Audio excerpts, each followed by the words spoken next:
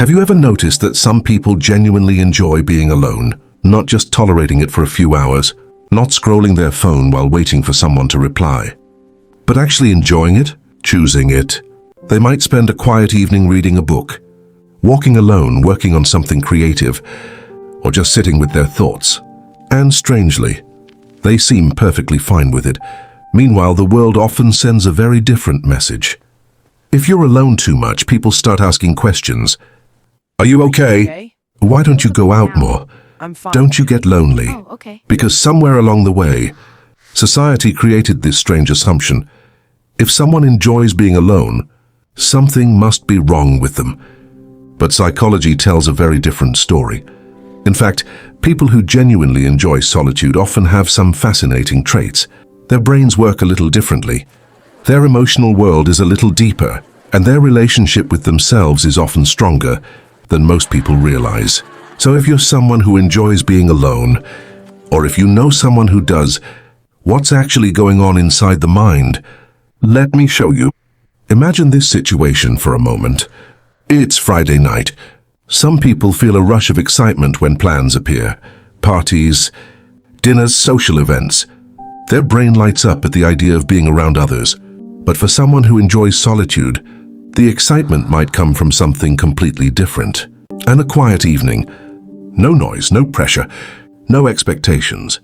Just space to breathe and think. And here's something important. Enjoying solitude doesn't mean someone dislikes people. That's a common misunderstanding. Psychology distinguishes between loneliness and solitude, and they are not the same thing. Loneliness is painful. It's the feeling of wanting connection but not having it. Solitude, on the other hand, is chosen. It's a space where the mind can rest, process, and explore itself. For people who enjoy being alone, solitude isn't emptiness. It's freedom. Freedom from constant stimulation. Freedom from social performance. Freedom from the invisible pressure to always react, respond, and engage.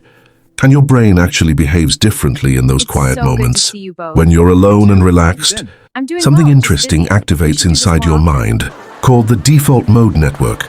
This is the part of your brain responsible for self-reflection, imagination, and deep thinking. It's the mental space where ideas form, where memories connect, where creativity begins.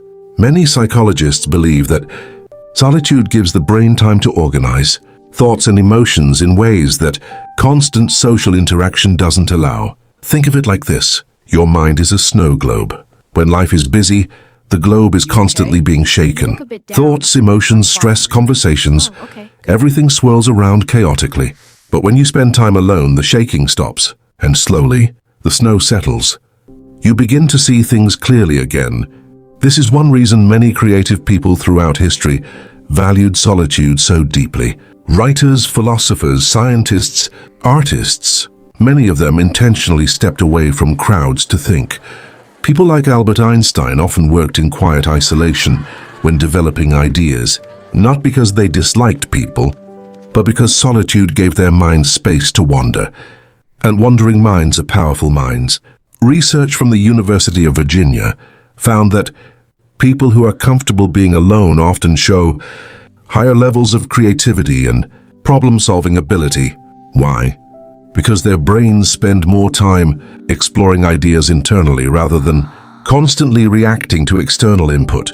But solitude doesn't only shape creativity, it also shapes emotional intelligence. People who enjoy being alone often develop a stronger relationship with themselves. Think about it.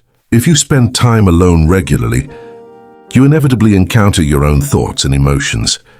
There's no distraction to hide behind. At first that can feel uncomfortable, but over time something interesting happens.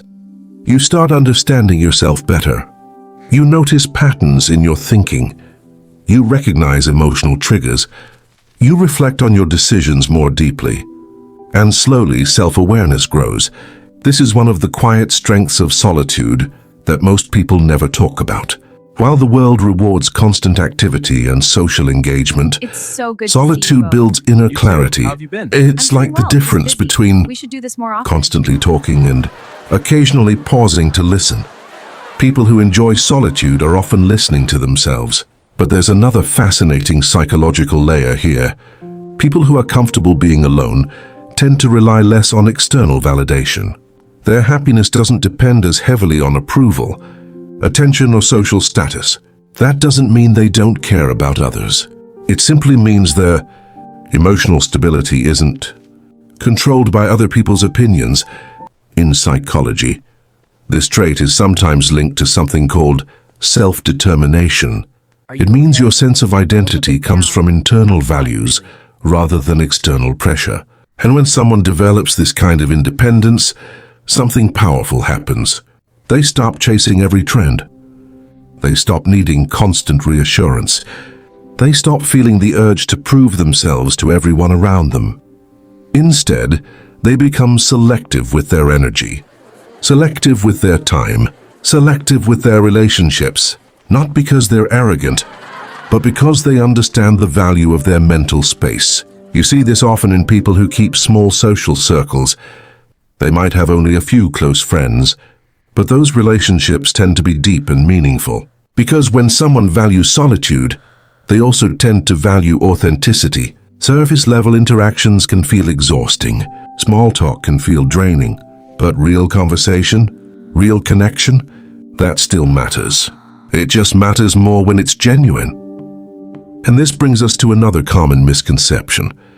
People who enjoy being alone are often labeled as antisocial or shy.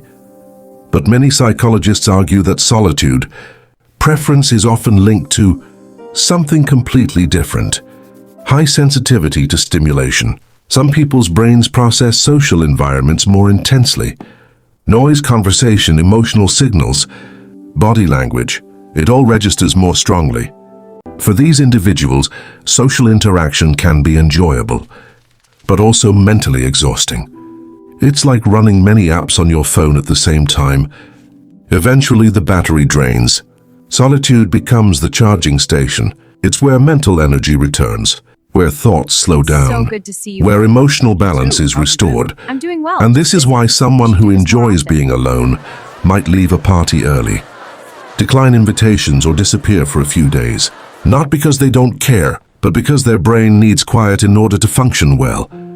Interestingly, studies on introversion support this idea. Introverts often show higher activity in brain regions associated with internal processing, meaning their minds naturally turn inward more often. So when they spend time alone, they're not bored. They're exploring, thinking, imagining, reflecting. In a world full of noise, their inner world becomes a fascinating place to live. But solitude also teaches something else that modern life often forgets: comfort with yourself. When someone enjoys being alone, it usually means they are not afraid of their own company. They don't need constant distraction to avoid their thoughts. They can sit quietly and simply exist. And believe it or not, that's a rare skill today. Many people feel uneasy when silence appears. The moment things get quiet, they reach for their phone, music, or television, because silence forces the mind to look inward. And for some people, that can be uncomfortable. But people who enjoy solitude slowly build tolerance for that silence, then comfort, then appreciation, and eventually, silence becomes something peaceful rather than something empty. It becomes a mental reset button, a place where identity strengthens, a place where ideas grow, a place where emotional healing can happen. So the next time you see someone who enjoys being alone, remember this: their solitude may not be loneliness. It may be self-discovery. It may be creativity. It may be emotional recharge. It may simply be someone who has learned something many people never learn: how to feel at home inside their own mind. And if you're someone who enjoys solitude yourself, maybe that's not a flaw. Maybe it's a strength. Maybe your mind just values depth over noise, space over chaos, reflection over reaction. And maybe that quiet time you spend alone isn't time wasted. Maybe it's the moment your brain finally has room to breathe. So here's a question worth thinking about. When you're alone, do you feel empty, or do you feel peaceful? Because the answer might tell you more about your relationship with yourself than you ever realized. And if this topic made you reflect on your own mind or someone you know, I'd love to hear your thoughts. Do you enjoy being alone? Or does solitude make you uncomfortable? Let me know in the comments. And if you enjoy exploring the psychology behind everyday human behavior, make sure you stick around for more conversations like this. Because sometimes the most interesting place to explore is the human mind. I'm fine.